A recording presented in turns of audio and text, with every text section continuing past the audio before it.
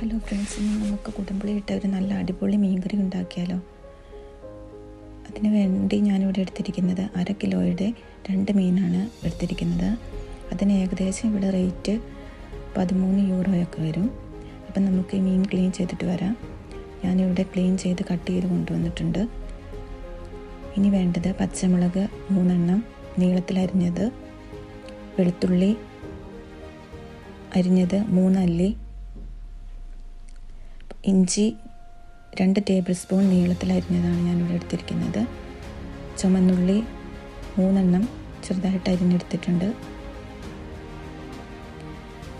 ഇനി നമുക്ക് പൊടികൾ എന്തൊക്കെയാണ് വേണ്ടതെന്ന് നോക്കാം.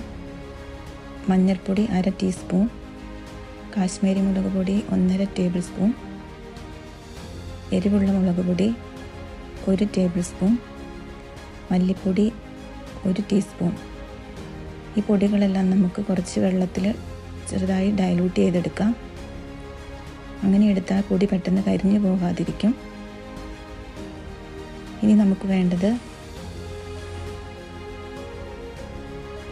പുളിയാണ്. കുടംപുളി 3 എണ്ണം ഞാനിവിടെ തിളപ്പിച്ച് വെച്ചിട്ടുണ്ട്. ഇനി ഒരു പാൻ വെച്ച് നമുക്ക് കുറച്ച് എണ്ണ ഒഴിച്ചു കൊടുക്കാം. അതിലേക്ക് കുറച്ച് ഉലുവ ഇട്ട് കൊടുക്കാം. 1/2 ടീസ്പൂൺ ഉലുവയാണ് ഞാൻ ഇട്ട് കൊടുത്തിരിക്കുന്നത്. ഇതൊന്ന് മൂത്ത് വരട്ടെ.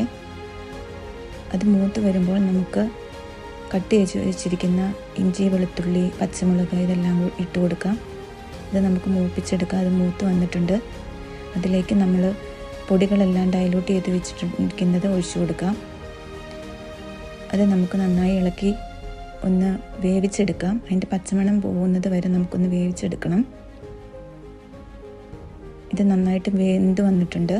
അതിലേക്ക് നമുക്ക് ആവശ്യത്തിന് ഉപ്പിട്ട് കൊടുക്കാം. അതിലേക്ക് നമുക്ക് തിളപ്പിച്ച് വെച്ചിരിക്കുന്ന പുളിയും ഇട്ട് കൊടുക്കാം.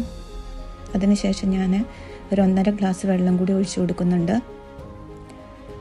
ഇനി നമുക്കത് നന്നായിട്ട് മിക്സ് ചെയ്തിട്ട് മൂടി വയ്ക്കാം. അത് നന്നായിട്ട് തിളച്ച് വരട്ടെ. അത് നന്നായിട്ട് തിളച്ച് വന്നിട്ടുണ്ട്. ഇനി നമുക്കിതിലേക്ക് മീൻ ഇട്ട് കൊടുക്കാം. ഓരോ കഷ്ണങ്ങളായി ഞാൻ മീൻ ഇട്ട് കൊടുത്തിട്ടുണ്ട്. ഇനി നമുക്ക് നന്നായി അത് ഇളക്കി മൂടി വയ്ക്കാം. ആദ്യം ഹൈ ഫ്ലെയിമിൽ വെച്ച് നന്നായിട്ട് തിള വരുമ്പോൾ മീഡിയം ഫ്ലെയിമിൽ വെച്ച് വേവിച്ചെടുക്കാം. ഇനി നമുക്ക് കടുക് ഒന്ന് താളിച്ചെടുക്കാം.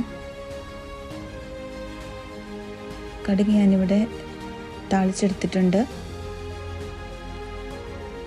നമുക്ക് മീൻകറിയിലേക്ക് ഒഴിച്ചു കൊടുക്കാം. ഇവിടെ മീൻകറി റെഡി ആയിട്ടുണ്ട്. കണ്ടാൽ തന്നെ അറിയാം നമുക്ക് നല്ല മീൻകറിയാണ്. നിങ്ങളെല്ലാവരും ഇതൊന്ന് ട്രൈ ചെയ്ത് നോക്കണം. പുതിയൊരു വീഡിയോയുമായി വീണ്ടും കാണാം.